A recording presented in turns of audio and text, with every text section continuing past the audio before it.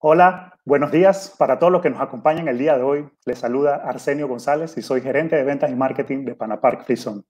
Es un gusto saludarlos y agradecerles por haber aceptado nuestra invitación a este webinar en alianza con Araujo Ibarra, Consultores Internacionales.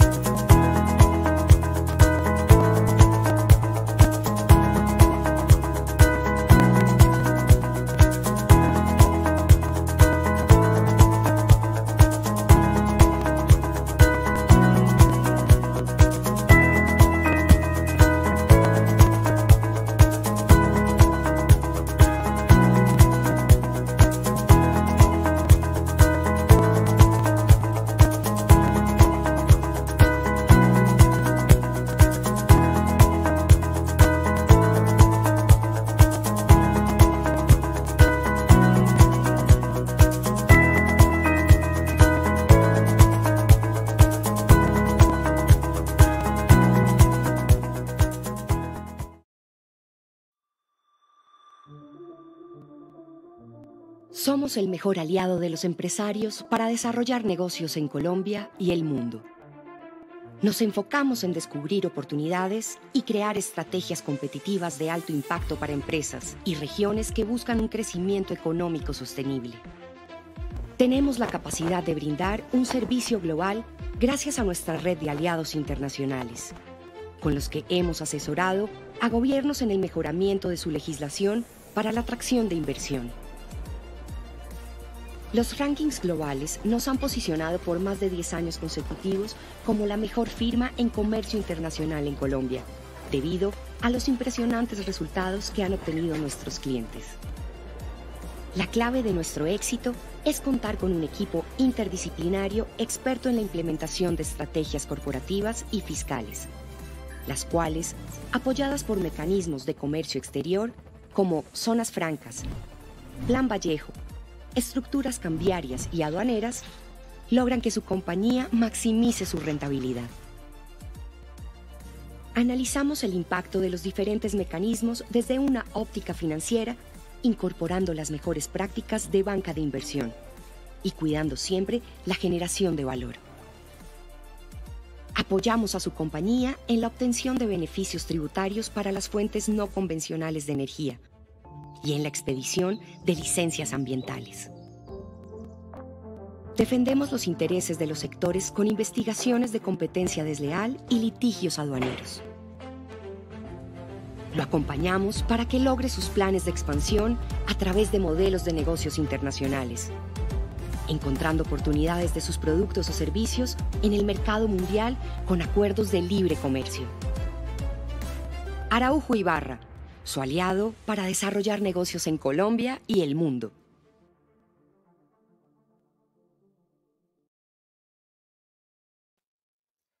Amigos, seguimos conectados en este webinar que nos reúne para conversar sobre cómo afecta la crisis la operatividad de las empresas hasta todo lo relacionado a los precios de transferencia en este contexto. Un espacio de Panapark Frison y Araujo Ibarra Consultores Internacionales para darles las herramientas que su empresa necesita. Nuestro chat está habilitado para sus saludos y cualquier pregunta que tengan.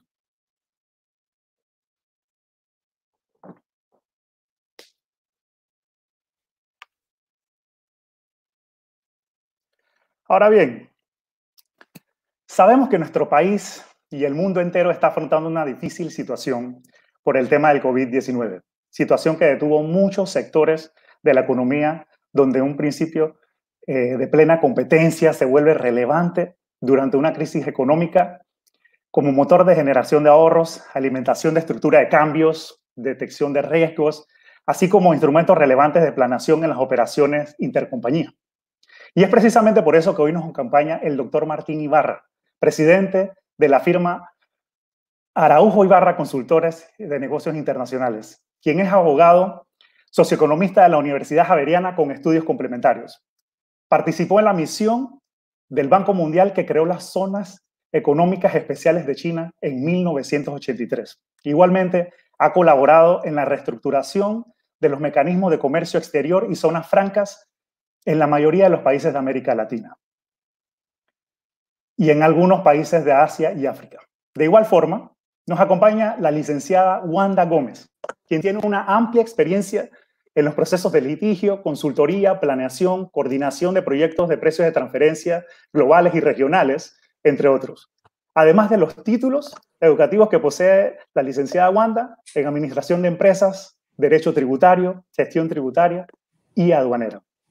Ahora bien, habiendo presentado a nuestros expositores de lujo, doctor Martín, licenciada Wanda, sean bienvenidos.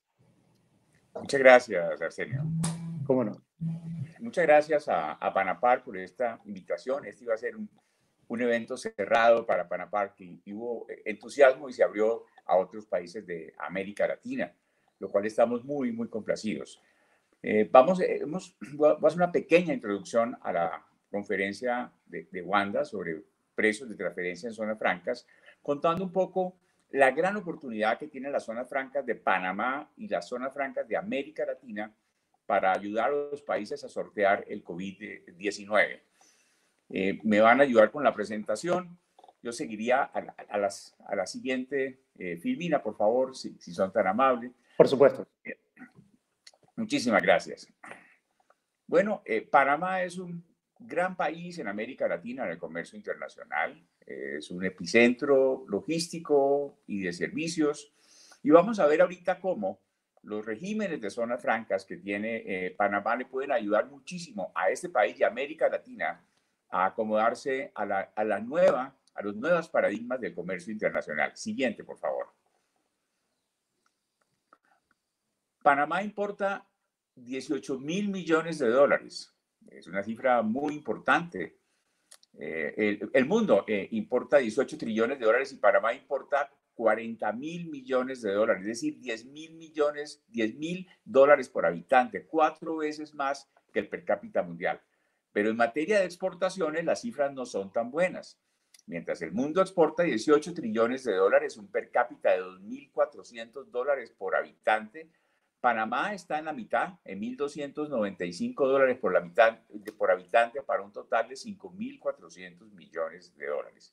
Este es un dato muy importante porque vamos a ver ahorita cómo con la nueva estructura del comercio internacional vienen para América Latina unas nuevas cadenas regionales y eso puede potencializar las exportaciones de Panamá y muy probablemente va a llegar rápidamente a este per cápita a duplicar sus exportaciones a través de mecanismos como el de zona franca. Siguiente, por favor. Aquí vemos las importaciones y las exportaciones de Panamá a Estados Unidos. Estados Unidos es el mayor importador del mundo. Y en este caso, observamos cómo, por ejemplo, mientras México exporta casi 3.000 dólares por habitante a los Estados Unidos y Costa Rica está en los 1.000 y República Dominicana está en 530 y Chile está en 520, Panamá apenas está en 112 dólares. Y este es un llamado cariñoso de atención porque siendo Panamá el último país de América Latina en firmar un acuerdo de libre comercio con los Estados Unidos, el sexto, tiene un reto gigantesco para aprovechar toda su logística, para aprovechar todos sus mecanismos de zonas francas e incrementar sus exportaciones al mayor mercado del mundo. La balanza es inversa en materia de importaciones. Panamá importa 7.000 millones de dólares de Estados Unidos. Es un gran socio de Estados Unidos con 1.800 dólares por habitante. Es decir, podemos ver cómo Panamá importa 20 veces más de lo que le exporta a los Estados Unidos. O sea, hasta ahora el Acuerdo de Libre Comercio ha servido más para importar que para exportar. Siguiente, por favor. ¿Qué ha pasado en el comercio internacional en el coronavirus y cómo puede Panamá adaptarse a esta nueva circunstancia? Siguiente, por favor. Bueno, las últimas empresas de mercadeo en Estados Unidos han detectado que están creciendo nuevas categorías de productos en el comercio internacional. 42 categorías de los 100 productos que más se están demandando en el mundo hoy son alimentos. 20 elementos de aseos. 16 medicinas y aparatos médicos. 6 muebles y electrodomésticos. 5 máquinas y aparatos deportivos. 4 elementos de mascotas y 3 juguetes. Y aquí vemos en el margen derecho el increíble dinamismo de estos elementos en el comercio internacional. Vemos que la mayoría, 57 de estos 100, se duplican fácilmente. Hay 3 que crecen 7 veces más y hay 22 que están entre el 80 y el 100%. Entonces, lo primero que parecería es que uno debería montarse en la producción de estos elementos que el mundo de este momento está demandando, muchos de los cuales se pueden fabricar, obviamente, desde las zonas francas. Siguiente, por favor. Aquí vemos cómo ya Panamá tiene muchos de estos productos. Por ejemplo, en medicamentos exportó 400 millones de dólares. En grasas y aceites exportó 70 millones de dólares. En harinas, 14 millones de dólares. Y en maquillaje, 12 millones de dólares, entre otros productos. O sea, Panamá ya está produciendo muchos de estos elementos que el mundo está demandando. Siguiente, por favor. También, a su vez, Panamá tiene un comercio muy activo entre estos productos en materia de importación, porque es un gran hub. Aquí en esta filmina podemos ver, y lo podemos ver en la zona libre de Colón, las grandes instalaciones logísticas que hay en materia farmacéutica. Y hoy se está hablando en el mundo de soberanía farmacéutica. Y aquí América Latina tiene una gran oportunidad. Y hay países como Costa Rica, como República Dominicana, como México, que han hecho del sector farmacéutico y de los medical devices todo un nuevo negocio. Y aquí yo creo que Panamá tiene una oportunidad también fantástica, que hoy lo tiene en logística y mañana quizás también lo tenga además en producción. Siguiente, por favor. ¿Cómo adaptar una zona franca a las necesidades del COVID-19? ¿Cómo es ese cambio de modelo? En primer lugar, veamos que estamos ante una nueva economía que se llama la economía contact free. Free Contact Economy es el nuevo paradigma post-COVID-19. Y esto supone Contact Free Zone. Contact Free Zone es zonas francas orientadas para la promoción de productos y servicios que ayuden al no contacto de la población en general. Veamos algunos de estos elementos en las siguientes filminas. Free Contact Economy supone e-commerce, supone robotización de fábricas y almacenes, supone digitalización, drones, vehículos eléctricos de movilidad personal, telemedicina, ocio online, entre otros, además del teletrabajo. Entonces, ¿cómo puede una zona franca tradicional convertirse en una Free Contact Zone hacia el futuro? Y esa es la gran pregunta, el gran reto de muchas de las zonas francas del mundo y en muchas de las zonas francas de América Latina. Y vemos que en América Latina tenemos casos de transformaciones extraordinarias de zona franca. Por ejemplo, si uno ve en Costa Rica, la zona franca de las Américas empezó como una zona franca industrial y esas bodegas italianas que trajeron, les tocó abrir ventanas y ponerle pisos porque el mercado de esa región, de la ciudad, se convirtió en business center, en contact center, en call centers. Y hoy en día esta zona de las Américas es una de las más importantes zonas de Costa Rica en servicios empresariales. Cambió el modelo. En el caso de zona franca, Bogotá empezó como una zona franca industrial. En ese momento la legislación prohibía la logística Posteriormente se complementó con la logística y hoy en día combina industria, logística y servicios de una manera muy balanceada. Muchas zonas francas en el mundo a través de la historia tienen que cambiar su modelo a medida que la economía y el comercio internacional cambian. Y este no es una excepción porque el COVID supone un cambio estructural del comercio internacional. En las siguientes gráficas vamos a hablar un poco más de esto. El COVID ha acelerado procedimientos que ya estaban en camino. Ha sido un acelerador de la digitalización, de la sistematización, de las plataformas logísticas colaborativas, supone inventarios redundantes para una zona franca. Es una gran noticia, porque antes las empresas jugaban con el just in time, solo tenían lo mínimo para ese día. Pero ahorita cuando no hay time, el just in time no funciona. Entonces ya las empresas tienen la necesidad de tener inventarios redundantes y de seguridad, lo cual va a suponer la utilización de grandes bodegas logísticas como la que acabamos de ver en el video. Soberanía farmacéutica, como acabo de mencionar, soberanía industrial y optimización de las cadenas logísticas. Siguiente, por favor. El COVID-19 supone la regionalización de las cadenas de valor. Antes Panamá era un sitio de tránsito. Menos de un 5% de la carga que pasa por el canal se queda en Panamá. Hoy en día, con el acercamiento de las industrias a los mercados que se llama reshoring, se debe a que el 87% de las empresas norteamericanas que se fueron a China hace 25 años quieren volver. Y quieren volver para estar más cerca del mercado, estar más cerca del consumidor y tener cadenas redundantes de valor. Entonces estamos en una evolución de las lejanas cadenas de valor a las nuevas cadenas regionales.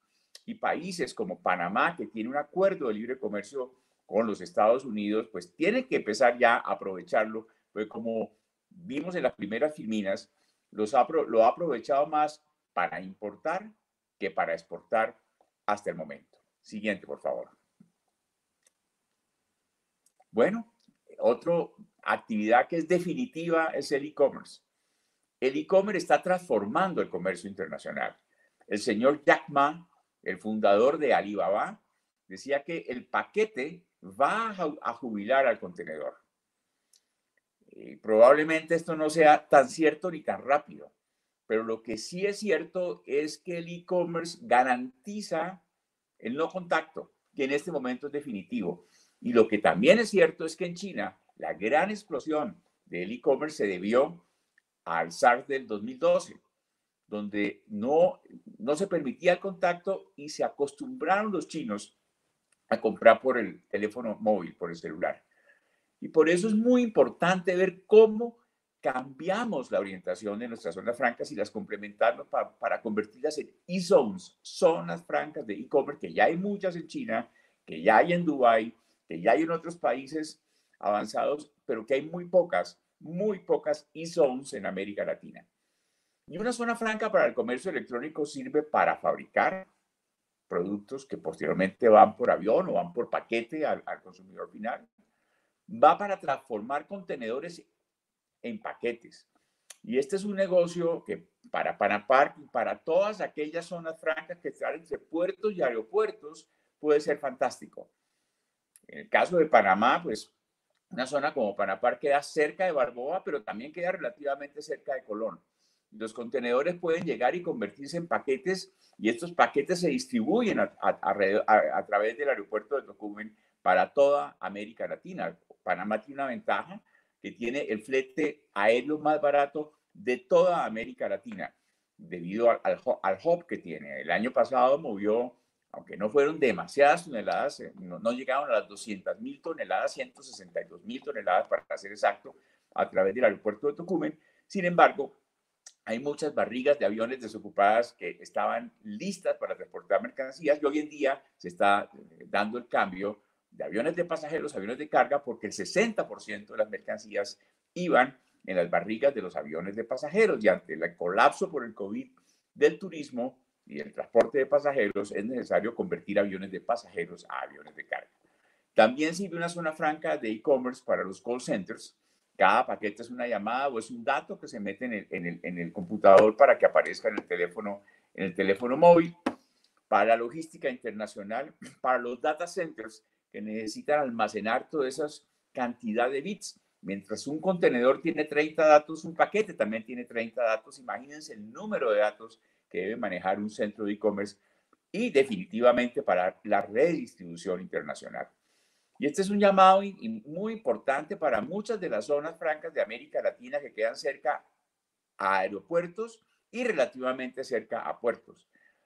Y uno lo ve desde el istmo de Tehuantepec en México, o si uno va a El Salvador, hay varias zonas francas al lado del aeropuerto y cerca al puerto de la Unión, o si va a Costa Rica, hay zonas francas que están al lado del aeropuerto, como Coyol, pero también relativamente cerca de los puertos del Atlántico o del Pacífico, definitivamente Panamá.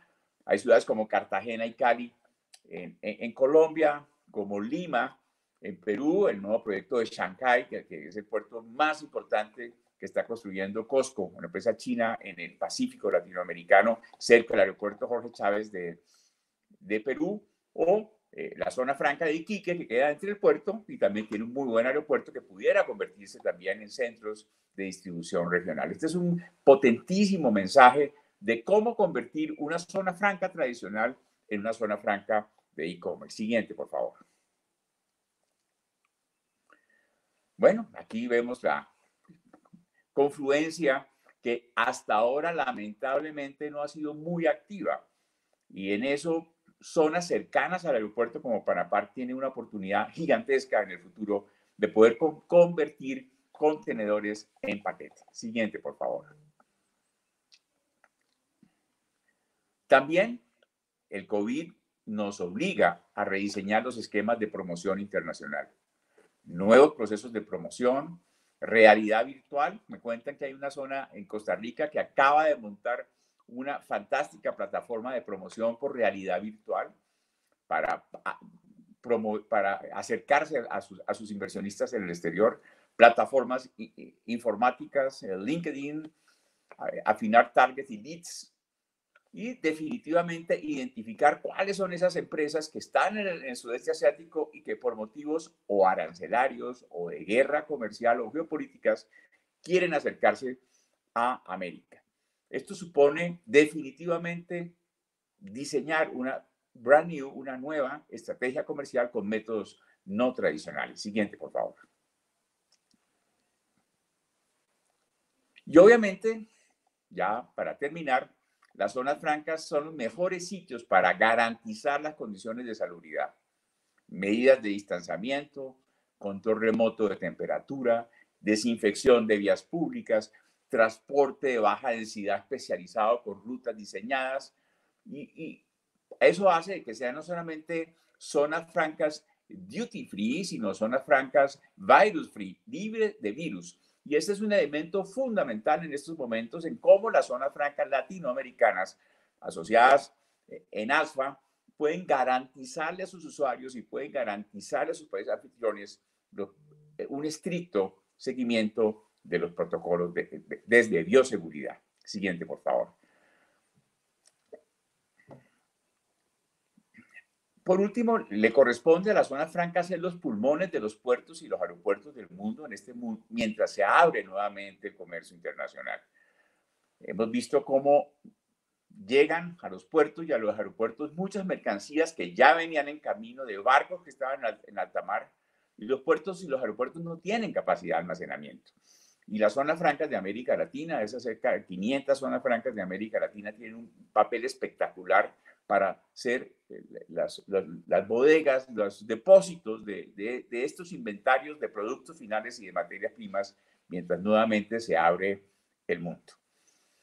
Y ya mi última filmina es la introducción a Wanda. Wanda Gómez es la directora de precios internacionales de zonas francas de Araujo y Barrera Asociados. Y Sebastián preguntaba en el WhatsApp la semana pasada, ¿qué tienen que ver las zonas francas con los precios de transferencia? Pues, Sebastián, me esperé 4 días para responder tu pregunta. Resulta que muchas de las empresas de las zonas francas del mundo, y América Latina no se escapa, son sucursales de casas matrices. Están relacionadas con socios que tienen actividades en el territorio local o en otro país. Son operaciones intercompany, y donde hay todos estos tipos de vinculaciones comerciales, entran los precios de transferencia. Por lo tanto, los precios de transferencia son un requisito fundamental para el éxito de las empresas de zona franca cuando tienen algún tipo de vinculación comercial. Yo quiero agradecerle nuevamente a Panapar y a Wanda, que nos va a hacer la introducción a la importancia de los precios de transferencia en zonas francas. Muchas gracias. Muchas gracias, Martín. Bueno, buenos días a todos. De verdad agradecemos mucho a Panapar esta oportunidad que nos da de acercarnos a este tema, que empieza a tener una especial relevancia para Panamá en zonas francas, precisamente por la introducción de nuevas normas desde el año pasado que, digamos, meten dentro del régimen de precios de transferencia a quienes efectivamente estén ubicados ahí en zona franca. Bien. Parte de lo que quería mencionar ya lo ha mencionado Martín. ¿Por qué pensar que para zona franca es importante precios de transferencia? Para nadie es desconocido que zona franca funciona como parte de un esquema de negocio internacional. Son mecanismos utilizados para facilitar la inversión en ciertos países y por eso, digamos, se convierten en zonas especiales con unos beneficios económicos, tributarios, legales y laborales especiales que la hacen muy atractiva para estas inversiones. En ese sentido, usualmente pues hay una compañía inversionista detrás que potencialmente puede estar situada en el territorio aduanero nacional o en el exterior, como lo mencionaba Martín, pero que seguramente va a ser quien empiece a ejecutar operaciones con esa compañía. Esas operaciones, entre esas partes, llamémoslo así, relacionadas, porque son sus inversionistas o compañías que pueden estar vinculadas con esos mismos inversionistas, pues evidentemente empieza a generar ciertos riesgos en materia de transparencia internacional y por eso empieza precios de transferencia a jugar un factor importante para las zonas francas. A pesar de ser un instrumento de inversión, las zonas francas es necesario que se enmarquen dentro de todo este tema de transparencia fiscal. Es decir, no por el hecho de que tengan ciertos beneficios tributarios, pues evidentemente vamos a cerrar los ojos y hacer como si nada sucediera allá. No, tienen que también, digamos, ponerse, llamémoslo así, o están llamados a ponerse en cinta dentro de todo este tema de transparencia fiscal y que están de moda en los últimos años, gracias a todos los procesos que han hecho diferentes organismos internacionales. Asimismo, muchos países han ido adoptando a las zonas francas como potenciales obligados a precios de transferencia y evidentemente pues esto genera que tengan que involucrarse también en este tema. Y adicionalmente, ya para finalizar esta filmina, es que esas zonas francas usualmente tienen unos requisitos importantes y esas operaciones intercompañía pueden afectar esos requisitos. El ejemplo más claro que siempre pongo es el principio de exclusividad. ¿Qué pasa si yo empiezo a tener transacciones con una compañía en el territorio aduanero nacional y pongo en riesgo el principio de exclusividad de mi zona franca? Puedo perder la calificación. Entonces, estos esquemas, revisar estos esquemas de precios de transferencia a la luz del régimen franco y de cómo esas operaciones pueden afectar los requisitos de esos regímenes, pues es importante que lo vayamos teniendo en cuenta. Bien, empecemos entonces con el principio de plena competencia en Panamá. Digamos que esta presentación está más dividida, por un lado, en acercarnos un poco a ese régimen especial de Panamá y por otro lado también en mirar cómo en estos tiempos difíciles alguien que se encuentre ubicado en zona franca o alguien que esté teniendo operaciones con vinculados o partes relacionadas puede verse afectado y qué deberíamos hacer, más desde una perspectiva de generar potenciales ahorros, crear sinergias y evitar riesgos que simplemente por la observación de una normatividad interna o de una normatividad que está siendo, digamos, implementada en muchos países. El principio de plena competencia, entonces, en Panamá, digamos que viene a adoptar todas estas medidas de transparencia fiscal. Ustedes saben que Panamá para nadie es un misterio, que Panamá tiene muchas bondades en todos los temas tributarios. Y si bien uno pensaría que en principio Panamá no debería estar inmerso en esto precisamente para que fomente esa inversión, pues ha sentido la presión de todos los países para que empiecen con todo este tema de transparencia fiscal. En ese sentido, desde el año 2010, empieza Panamá a involucrar el régimen de precios de transferencia indirectamente en su legislación mediante la suscripción de convenios de doble imposición, adoptando el modelo de convenio de la OCDE, en el cual básicamente la cláusula novena nos dice que cuando una compañía participe directa o indirectamente en la dirección, el control o el capital de esa empresa, y esa relación haga que sus relaciones comerciales o financieras difieran de las de terceros, pues ese estado en donde se están teniendo esas actividades podría generar un ajuste a ese beneficio y someter a imposición la actividad que está ejerciéndose en ese lugar. Es así como en el año entonces 2010 con efecto 2011, a través del artículo 762A del Código Fiscal panameño, se introduce la normatividad de precios de transferencia en donde se menciona este principio y en donde básicamente lo que dice es que las operaciones entre partes relacionadas deberán valorarse bajo el principio de plena competencia, que no es otro que se deberá considerar cómo terceros independientes pactarían esas operaciones bajo circunstancias similares. Entonces,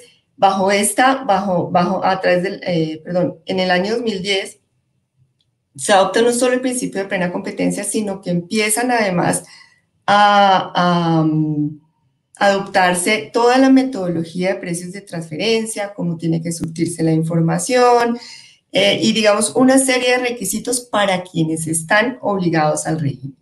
Entonces, ¿qué decía la norma panameña en su momento? Decía que los contribuyentes del impuesto a la renta en Panamá, si bien es un régimen, digamos, de tributación local, que tuvieran operaciones con partes relacionadas del exterior, y si esas operaciones tenían un efecto en el impuesto a la renta, es decir, si me generaban un ingreso, un costo o una deducción, pues yo tengo que, en teoría, someter esas operaciones a precios de transferencia.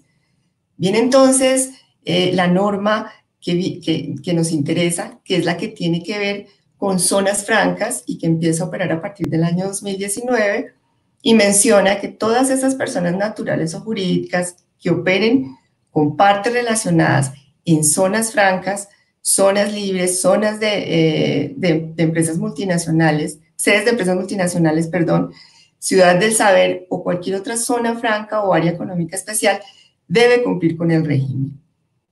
Asimismo, involucra a las personas naturales o jurídicas establecidas en dichas zonas, las que acabo de mencionar, y que tengan operaciones con personas ubicadas en Panamá, residentes fiscales en otras jurisdicciones o establecidas en cualquier otra zona o área económica especial.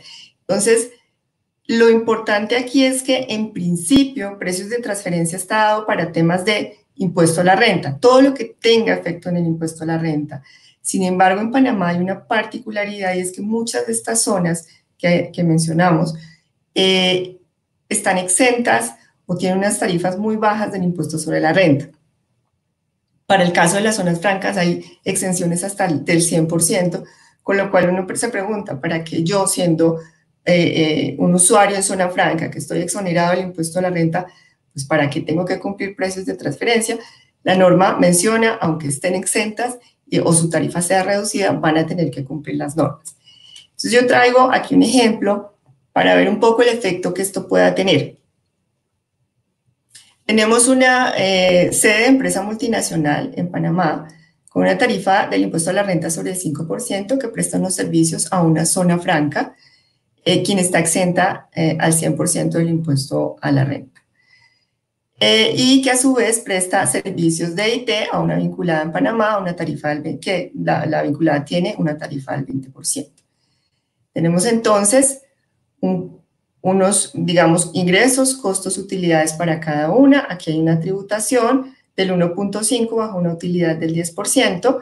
Para la vinculada panameña, creo que aquí me quedó mal, este impuesto, cuando tiene costos y gastos del 50%, pues evidentemente tiene una utilidad de 0, con lo cual la base tributaria es 0.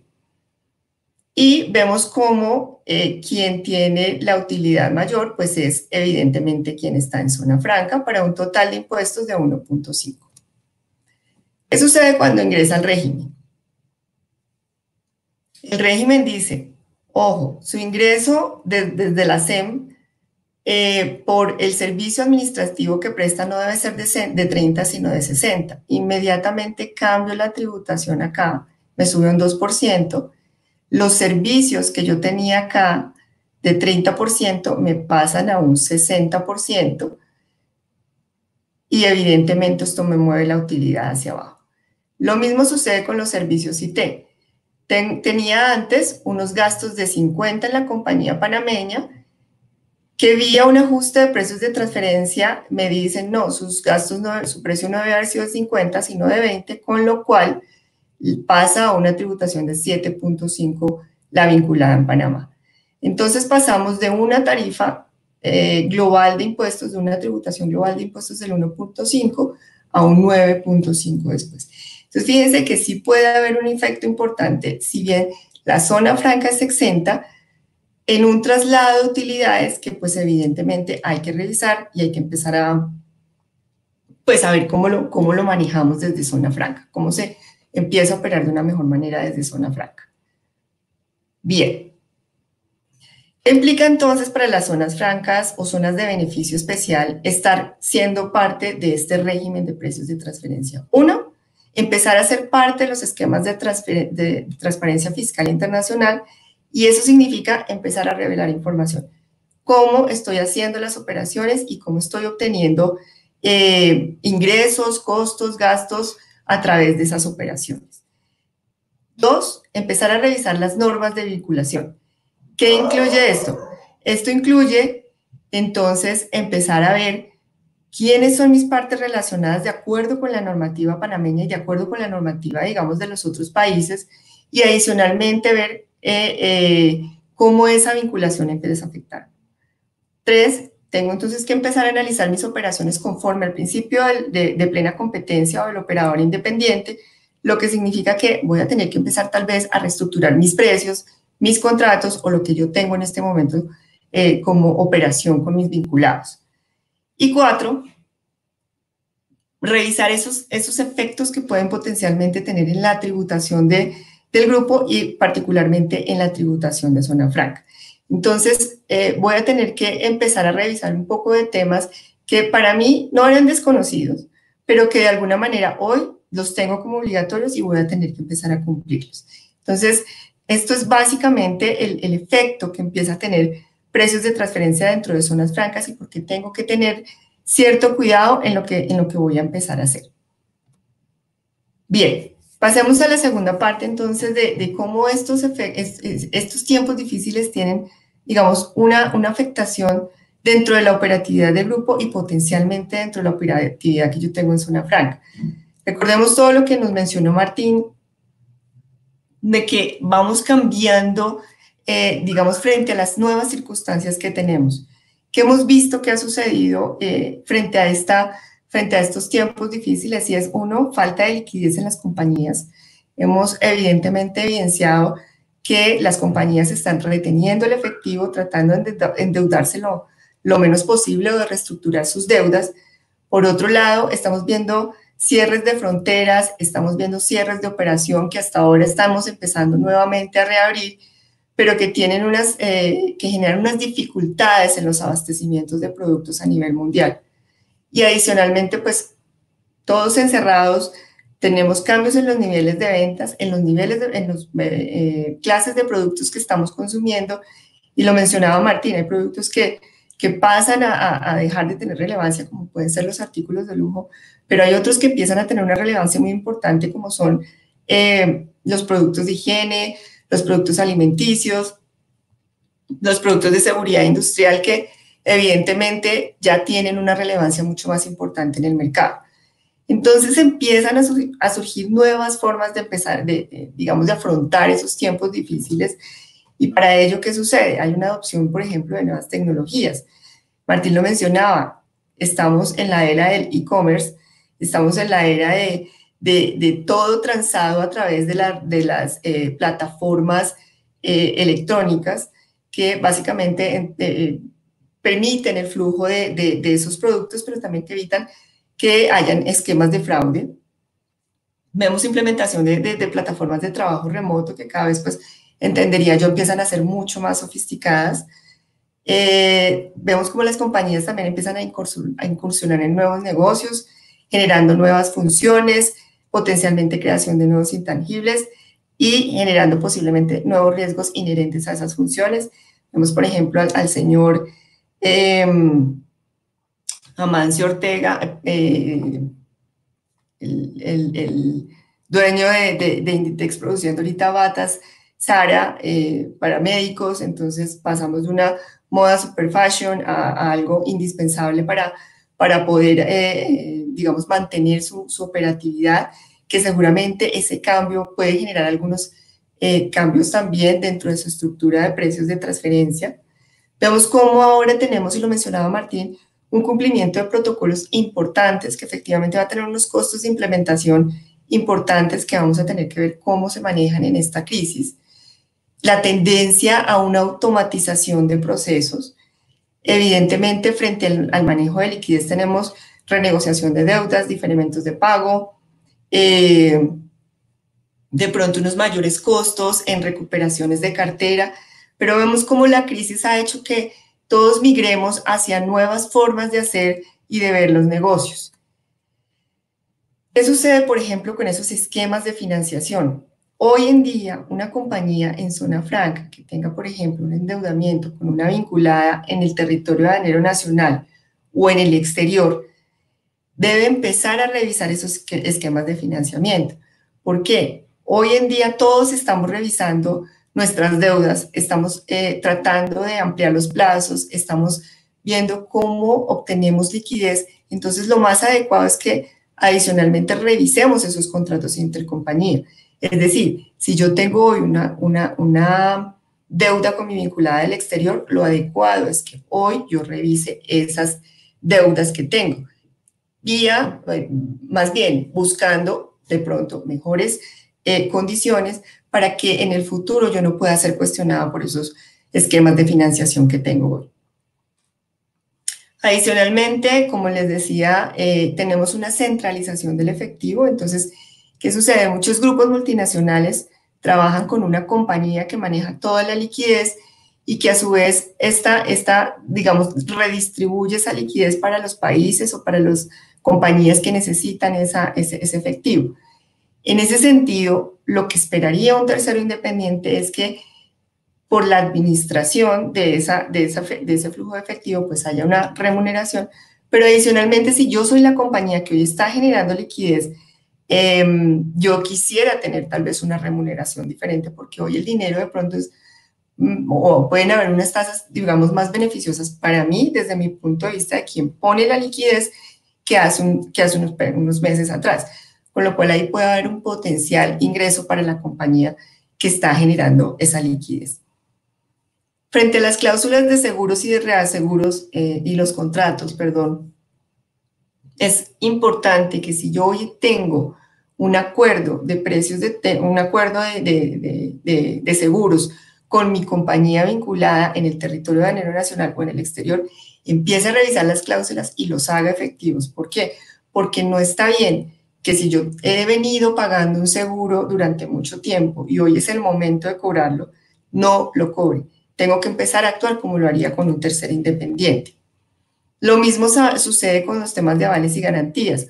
Hoy yo de pronto tengo una calificación crediticia mucho mejor porque soy una compañía matriz que la que puede tener mi vinculada, y empiezo a dar avales a esas vinculadas para que soliciten créditos digamos, con bancos.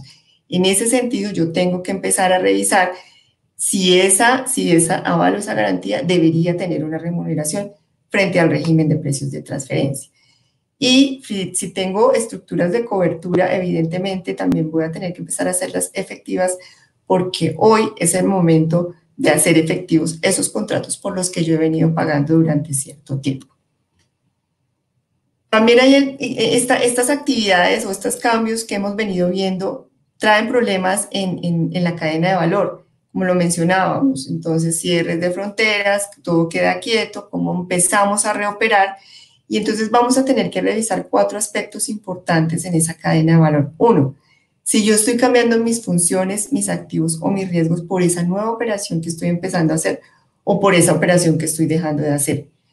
2, si potencialmente puedo estar creando un intangible o fortaleciendo un intangible porque hoy empiezo a asumir nuevas funciones.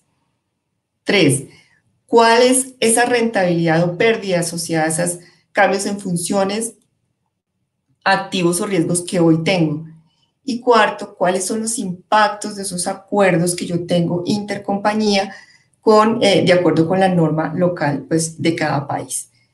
Miremos este ejemplo. Tengo una operación al inicio del año donde hay una compañía holding en Japón que distribuye productos desde España, bienes de lujos, hacia Panamá y por otro lado distribuye desde Estados Unidos productos hacia Perú y para Chile de productos de belleza.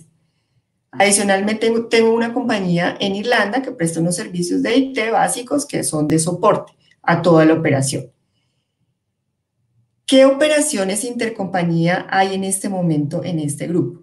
Tenemos una venta de producto desde España a Panamá con un pago de regalías desde Panamá a España. Por otro lado, tengo venta de producto hacia Chile y hacia Perú desde Estados Unidos con un pago de regalías. Y finalmente tengo unos servicios prestados desde Irlanda, digamos, a todo el grupo. Este es el esquema que tenemos al inicio del año. Todas las operaciones están cumpliendo precios de transferencia. Si ponemos, por ejemplo, que Panamá está en una zona especial o es una, digamos, una compañía con algún tipo económico o favorecimiento económico respecto a la norma panameña, esta es, digamos, la estructura que tenemos.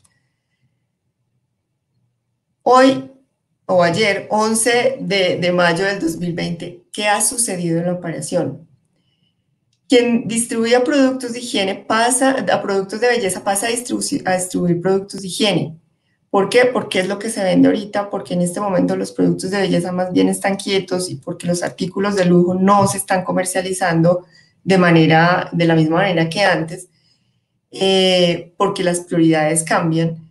Entonces, empezamos a ver a Panamá funcionando como un centro de distribución hacia Perú y hacia Chile, más que un mero distribuidor hacia Panamá. Su actividad de Panamá cesa y empieza a actuar como un distribuidor de productos de higiene. ¿Qué sucede entonces en esta operación? Evidentemente, ya esta compañía no es un distribuidor, sino un prestador de servicios. Eso evidentemente va a tener un efecto en la rentabilidad, en el cálculo de la rentabilidad obtenida por esa prestación de servicios y pues voy a tener que empezar a revisar un nuevo acuerdo diferente al que tenía de venta de productos y de regalías. Esas ventas y seguramente como Panamá era un distribuidor seguramente de riesgo limitado, pues voy a tener que revisar qué voy a hacer con ese inventario, si voy a tener que asumir ese costo o no. Pero adicionalmente hay un pago de regalías que en teoría debería cesar porque no hay una operación, digamos, andando. Adicionalmente, entonces Perú y Chile empiezan a distribuir sus productos de higiene y vemos un papel importante de la compañía irlandesa, que esta compañía perfectamente podría ser ubicada, una compañía ubicada en Zona Franca en Panamá,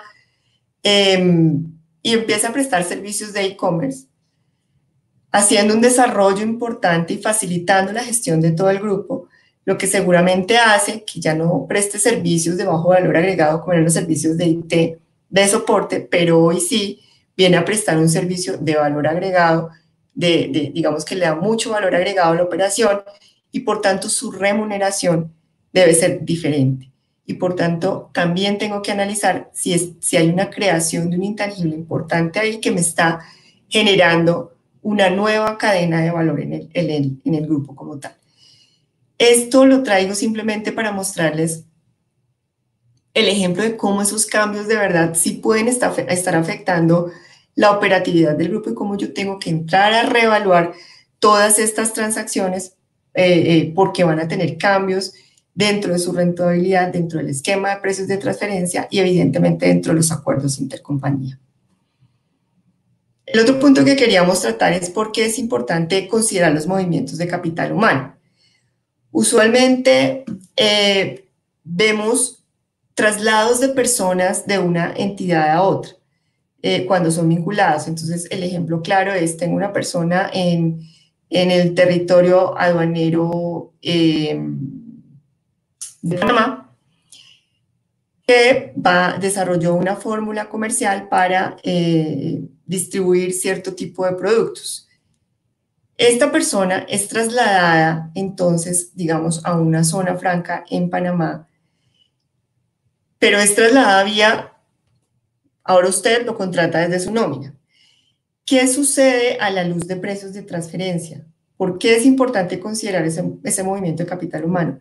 Esa persona tiene el know-how y el conocimiento que va a implementar en la otra compañía, con lo cual uno puede decir, puede haber un traslado de un intangible, a pesar de que realmente lo único que se fue la persona. Pues sí, se fue la persona, pero la persona que conoce cómo hacer ese proceso y desarrollarlo en la otra compañía e implementarlo en la otra compañía. Entonces, sí es importante tenerlo en cuenta porque efectivamente tiene digamos, un cambio importante y relevante, y es que potencialmente para la compañía que está en el territorio aduanero nacional, pues va a requerir una remuneración por el uso de ese intangible o por la cesión de ese intangible. Y esto bajo la luz de algo que la OCDE llama como el análisis DEMPE, que lo traje aquí simplemente para comentarlo, y es que no necesariamente quien tiene la propiedad del intangible es quien debe recibir esa remuneración, sino que la OCDE nos lleva un poco más allá y nos dice, ojo, analice quién incurre en los gastos de desarrollo, de mejora, de mantenimiento, de protección de ese intangible, para que usted determine quién es el dueño real de ese intangible. Entonces, es muy importante tenerlo en cuenta y sobre todo porque, digamos que en estos temas de precios de transferencia hay un factor muy importante y muy relevante frente a la rentabilidad y frente a quién debe ser la compañía que en teoría gana más, y es aquella, digamos, que tiene o que incurre en el mayor riesgo, que tiene, digamos, el efecto económico de asumir un riesgo. Entonces, si yo asumo un riesgo, en teoría, entre más riesgo tenga, pues debería ganar más. Esa es a la luz de lo que lo debemos revisar además. Y el siguiente tema que queríamos revisar es qué sucede con estas políticas de precios de transferencia entonces a la luz de todos estos cambios que ya hemos visto. Por un lado, digamos que yo lo he dividido en dos fases. Tengo que tener en cuenta dos cosas. Uno, la adaptación de las políticas y dos, la documentación de esas operaciones. Entonces, ¿qué significa la adaptación de las políticas? Si yo hoy hago un análisis funcional, que no es otra cosa que revisar qué es lo que estoy haciendo con mis compañías vinculadas, cuáles son las funciones que estoy desempeñando, qué riesgos estoy asumiendo y qué activos estoy involucrando en la operación, y a partir de eso yo empiezo a mirar frente a lo que hacía antes y lo que hago ahora. ¿Hay cambios? Sí. Tengo nuevas operaciones, entonces tengo que evaluar esas remuneraciones nuevamente, adecuar los contratos como ya lo hemos visto, y analizar, digamos, hacer un análisis siempre como, lo pongo yo como en círculo, pues para que sea como constante, frente a el momento de la adaptación de las políticas, antes del cierre fiscal y adicionalmente, seguramente previo al cumplimiento de las obligaciones de precios de transferencia. Esto orientado básicamente a dos cosas. Uno, a enfocarme a ahorros que yo pueda generar mediante las operaciones, revisión de operaciones intercompañía. Dos, evitar futuros riesgos porque no estoy teniendo la remuneración que tengo que tener. Y 3, evitar riesgos que generen riesgos hacia periodos anteriores. Entonces yo les ponía el ejemplo del préstamo. ¿Qué pasa si yo hoy tengo una reestructuración de un préstamo con un banco, pero dejo quieto el préstamo que tengo con una vinculada al exterior? Evidentemente voy a empezar a tener problemas. O con una vinculada que esté, digamos, fuera del territorio, fuera de zona franca, en el territorio aéreo nacional. Voy a empezar a tener cuestionamientos por parte de la autoridad tributaria en el futuro. Y la segunda etapa, entonces, es la documentación. Estos cambios van a generar importantes aumentos, digamos, en costos de implementación. No es lo mismo hoy, si yo tengo una máquina parada, ponerla a funcionar que si la he tenido funcionando todo el tiempo. Yo puedo incurrir en un gasto extraordinario que me va a afectar mi rentabilidad en el futuro. Entonces, es importante empezar a revisar estos temas porque recuerden que para precios de transferencia hay una metodología y esa metodología involucra, por un lado, que yo compare precios contra precios, pero por otro lado también compare rentabilidades contra rentabilidades. Entonces, si mi rentabilidad empieza a ser mucho menor que la que tengo con mis, la rentabilidad obtenida en la operación con mis vinculadas del exterior resulta ser mucho menor que la que tengo con terceros, pues puedo empezar a llamar, digamos, la atención de la autoridad tributaria. Esto en términos generales, no quisiera ponerme, digamos, mucho en temas de técnicos, porque estamos frente a un público de zonas francas que pues hasta ahora está empezando en el tema, pero es importante que para el año 2020 tengamos información muy clara de estos cambios que están sucediendo para podernos preparar frente a los cumplimientos que vienen, frente a los cumplimientos que tendremos que hacer el siguiente año. Entonces, datos como por ejemplo de la industria, datos de perspectivas del país, es importante que los conserven, que ustedes tengan a la mano toda la información y de los cambios gubernamentales que están sucediendo, los apoyos a las industrias, cómo se ha afectado cada sector económico, porque eso va a ser de relevancia en el siguiente periodo, porque pues, potencialmente voy a tener que justificar unas pérdidas que obtuve hoy vía la crisis. Entonces, en general, ¿cuáles son los beneficios de ver precios de transferencia como un aliado? Primero, tengo la información consistente con la actualidad, que es digamos, un check importante para crear, digamos, credibilidad frente a la administración tributaria y frente a mi operación como tal. Tengo unos menores riesgos de auditoría hacia el futuro, pero adicionalmente voy a generar cierta credibilidad y viabilidad económica. ¿Por qué? Porque voy a detectar qué eficiencias puedo hacer, qué cosas nuevas puedo hacer, qué eficiencias puedo generar. Adicionalmente, cómo esas eficiencias me están generando sinergias, digamos, para generar ahorros. Y esto me supone a mí, evidentemente, obtener unas mejores rentabilidades o por lo menos unas menores pérdidas de las que obtendría en una situación de crisis como la actual. Entonces, en general, este era como el panorama que queríamos darles. Creemos que para zonas francas, como lo mencionaba Martín, este es un tema relevante. Sabemos que es el primer año de cumplimiento del 2019, que tenemos que cumplir ahorita el 30 de junio más tardar, pero sabemos adicionalmente que viene un año, o este ha sido un año difícil, que no podemos desconocer que porque tengo que presentar una operación durante el 2019, digamos del año grabable, un análisis del año grabable 2019, hoy voy a descuidar el 2020, no. Este tema de precios de transferencia es, como lo mencionaba yo, un círculo que tenemos que estar revisando constantemente y que, como les mencioné, puede generarnos cambios importantes y positivos al interior de los grupos o al interior de, digamos, de nuestra propia operación con partes vinculadas. Bien, hasta aquí era, digamos, este gran brochazo que queríamos darles respecto de precios de transferencia para el régimen de zonas francas, y por otro lado, cómo ese régimen puede generar afectaciones para el 2020, perdón, con lo cual creemos que es un tema relevante para las zonas francas y que deberíamos empezar a revisar en forma. Les agradezco mucho. No sé si en este momento hay alguna inquietud respecto del tema. Estamos para ayudarles en cualquier cosa que necesiten respecto de precios de transferencia.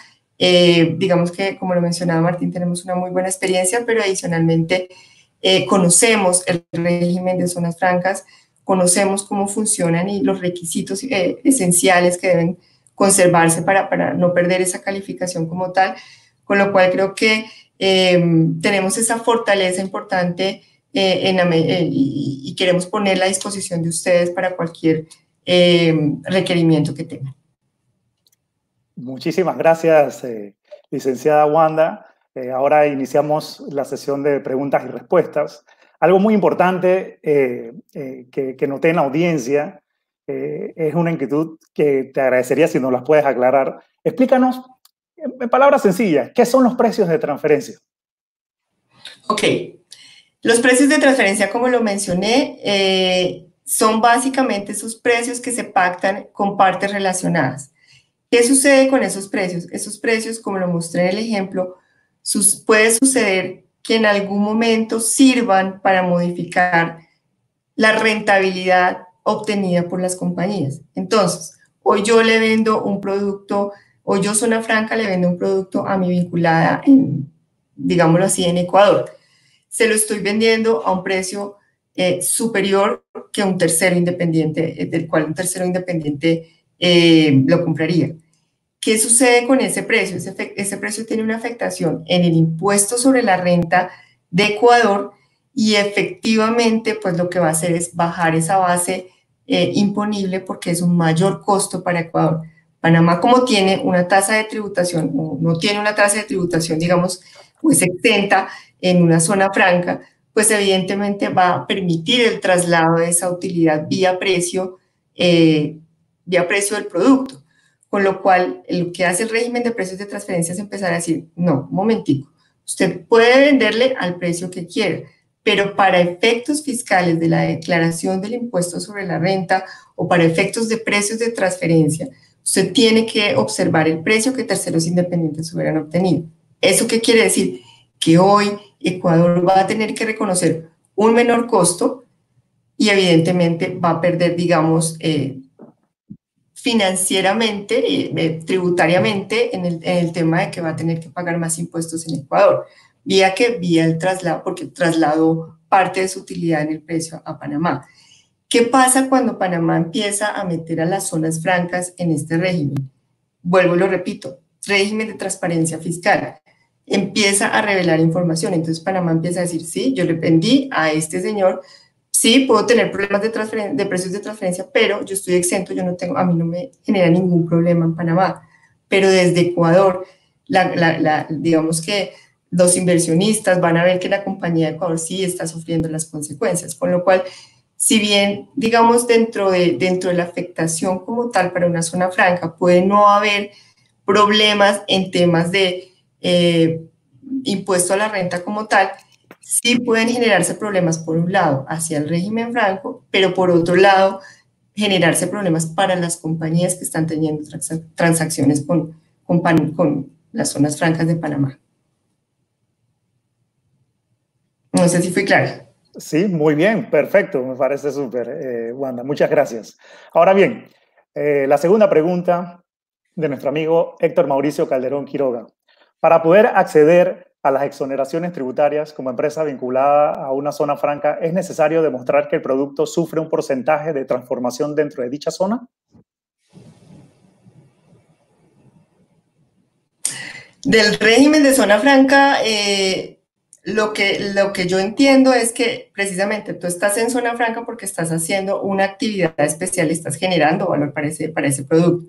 Entonces, yo creo que es necesario, y ese es un tema muy importante que hay que tratar en temas de transparencia, y es ¿cómo hago yo para demostrar que efectivamente tengo sustancia en la operación? Entonces, tener sustancia en la operación implica, uno, que yo tenga personas trabajando; dos, que efectivamente estén ejerciendo esas actividades; dos, que esté ejerciendo, que esté digamos, haciendo esas mejoras a los productos, o que esté ejecutando un servicio desde esa zona franca.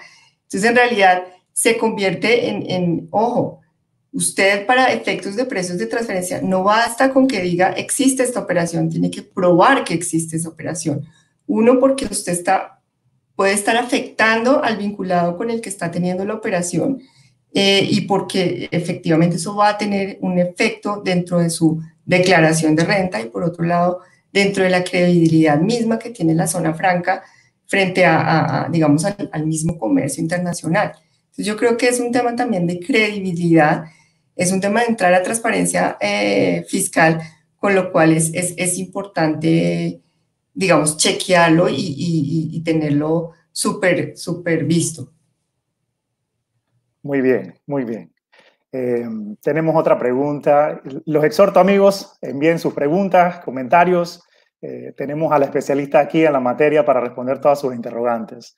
Ahora, nuestro amigo Luis Sandoval de Perú nos pregunta, ¿cómo se puede medir la sustancia de servicios desde el punto de vista de precios de transferencia? Bien, ese es un punto muy importante. Hay muchas legislaciones que han adoptado, digamos, todo este tema de pruebe que esos servicios realmente se realizaron. Entonces, hay legislaciones en las que se exige, digamos, el check de beneficio. Entonces, usted va a tener que demostrarle a la administración tributaria que efectivamente eso le generó un beneficio cuando usted lo recibió y que efectivamente entonces procedía al gasto en su declaración de renta. ¿Qué sucede y cómo lo pruebo?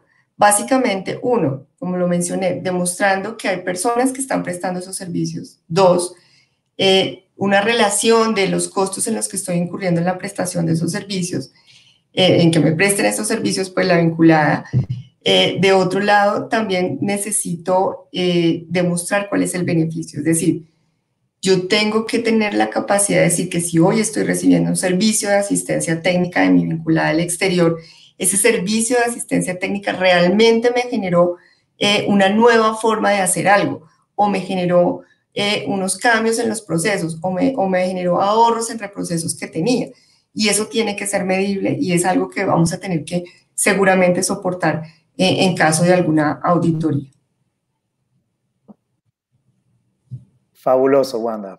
Bueno, amigos, tenemos una tercera pregunta ya para despedirnos. Nuestro amigo Alexander Silva de Argentina nos pregunta, en este momento, ¿qué puede hacer un usuario de zona franca para empezar a estar bien en el régimen de precios de transferencia?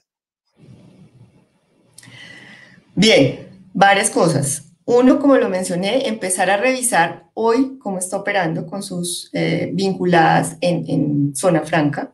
Perdón, con sus vinculadas en territorio de manera nacional, con sus vinculadas en zona franca o en otros territorios, digamos, económicos especiales, con sus vinculadas del exterior. Empiecen a revisar cómo está haciendo la operación en este momento.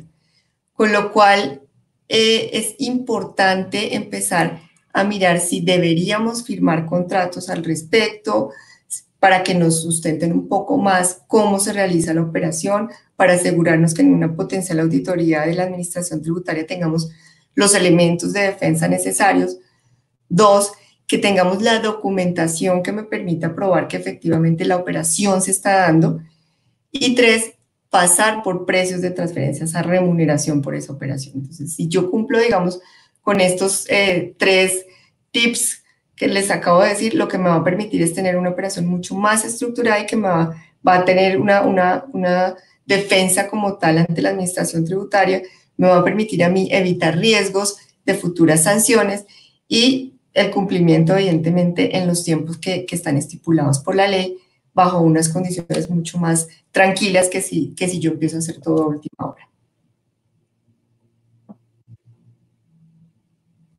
Muchísimas gracias, Wanda. Te agradezco una vez más por haber participado en este webinar con nosotros y toda esta fabulosa información que nos has compartido el día de hoy. No sé si tienes algunas palabras ya para despedir a la audiencia.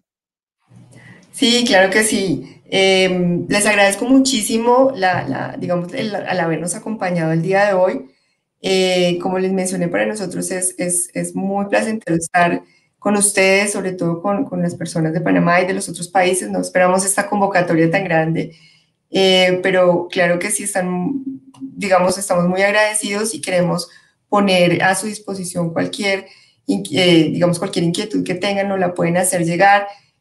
Nuestros servicios, como le decimos, tenemos todo el tema de servicios en cumplimientos de precios de transferencia, pero también estos temas de planeación y estructuración que son tan importantes cuando vienen inversiones extranjeras hacia los países. Entonces, y sobre todo que son temas de especial cuidado porque tienen unas sanciones importantes detrás, pero que, como les mencionaba, si lo miramos desde el otro punto de vista, pueden generar unas sinergias, unos ahorros importantes para las compañías. Ok, mira, estamos como en los conciertos, ¿no? Ya cuando se está terminando un concierto, que está el otra. Tenemos algunas preguntas extra, Wanda, no, la audiencia no nos quiere dejar ir. Y Alfredo de la Espiela nos pregunta, para efectos de hacer el estudio de precios de transferencia del 2020, ¿se deberá tener en cuenta compañías comparables en situaciones similares de COVID? ¿Qué nos dices? Sí, este es un punto bastante técnico. Creo que Alfredo de la Espriella debe conocer de precios de transferencia. Porque, claro que sí. Es decir, ¿qué sucede cuando yo vaya a hacer un estudio de precios de transferencia para el año 2020? Como les decía, es muy importante guardar la información que hoy yo pueda conseguir respecto de la industria y respecto de cómo se están, digamos, cómo son esas afectaciones en ciertos sectores en los que yo me muevo, porque evidentemente cuando yo voy a hacer el análisis de precios de transferencia no voy a contar con la información. Ustedes saben que precios de transferencia, cuando yo estoy haciendo una evaluación, se basa en la información de terceros independientes que se comparten en unas bases de información pública que contienen información financiera de estos comparables y que me permiten mirar si, por ejemplo, mi rentabilidad es igual a la de terceros independientes. Puede ser que al momento en que yo voy a hacer el análisis por el corte financiero de estas bases de datos, no voy a tener información, digamos, total del 2020. Entonces, potencialmente voy a tener que hacer unos ajustes económicos de comparabilidad. Uno, tratando de equiparar, digamos, la información que tengo a las condiciones o más bien a la operatividad que yo tuve durante el 2020, porque efectivamente sí se van a presentar unas diferencias de comparabilidad. Y por otro lado, eso también va a depender del método de precios de transferencia que yo utilice. No es lo mismo si yo estoy comparando mi rentabilidad a unos precios. Entonces, seguramente, si yo estoy evaluando unos precios de venta de petróleo, pues la información que voy a tener que conservar para efectos del análisis va a ser diferente en la medida en que me voy a buscar comportamientos de precios digamos, del petróleo, cómo las decisiones de la OPEP me afectaron, cómo se movieron esos precios de petróleo que ustedes los vieron, ya no eran precios, sino que total eran negativos. Entonces, efectivamente, voy a tener que revisar muy minuciosamente caso por caso. Es decir, yo no puedo esperar hacer un análisis igual para todas las compañías, porque cada compañía, digamos, tiene su propio ADN y funciona de una manera muy particular y tendré que entrar a hacer esos análisis, que es los que evidentemente hacemos en precios de transferencia. Perfecto. Tenemos un comentario ya para finalizar de nuestra querida licenciada Gisela Porras. Importantísimo tener claro que es indispensable estar en cumplimiento, sobre todo ahora que Panamá está teniendo inspecciones de organismos internacionales respecto a las BEPS. Esto es muy importante, señores. Muy importante. Así es, yo lo mencionaba, Panamá está siguiendo la línea de muchos países digamos, de ser mucho más transparente a la luz digamos, por un lado, facilitar el intercambio de información, pero por otro lado, demostrar que las cosas de Panamá, si bien tienen unos regímenes bondadosos tributarios, pues también están haciendo todo lo posible para que eso sea lo más transparente posible, que no haya, digamos, o que no facilite la planeación o la evasión fiscal. Con lo cual, lo que tú mencionas, Gisela, es bien importante, porque como lo hemos visto, todos los países tienen esa tendencia, todos estamos mejoremos la forma en que estamos trabajando y en la forma en que estamos surtiendo las informaciones a las administraciones tributarias, y evidentemente eso es lo que nos obliga a nosotros como quienes están teniendo esas transacciones, pues a operar bajo esos principios, digamos, de transparencia y evitar el traslado artificial de beneficios, como lo mencionan las BEPS. Muy bien, Wanda y licenciada Gisela, por el comentario. Importante, amigos, mencionarles que nosotros vamos a enviarle un email de agradecimiento por la asistencia y, por supuesto, mandaremos la presentación en PDF y el link del webinar. De hecho, el link el webinar va a estar disponible en nuestro canal de YouTube, Panapark Free Zone. En nombre de Panapark Free Zone, quiero agradecerles por haber hecho parte de este webinar en alianza con Araujo Ibarra, consultores internacionales. Y para concluir, recuerden que siguen contando con Panapark Free Zone para que juntos podamos superar esta crisis. Hasta la próxima, amigos.